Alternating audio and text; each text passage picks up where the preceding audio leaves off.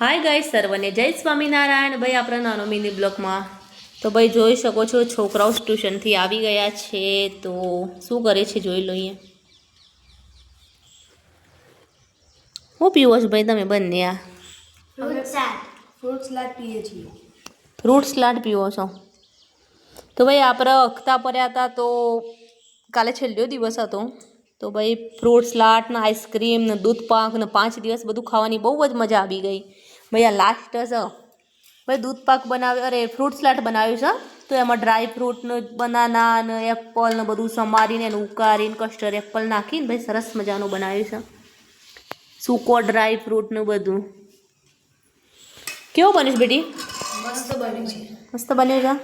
કશિશ કેવું બન્યું છે? મસ્ત. કશી તો મારે ઝાપટવા મંડી છે ફટોફટ. આઈ ભાઈ આ બીજી વાર છો ને. તો બસ બધા મળીશું બીજા બ્લોગમાં. જય સ્વામિનારાયણ.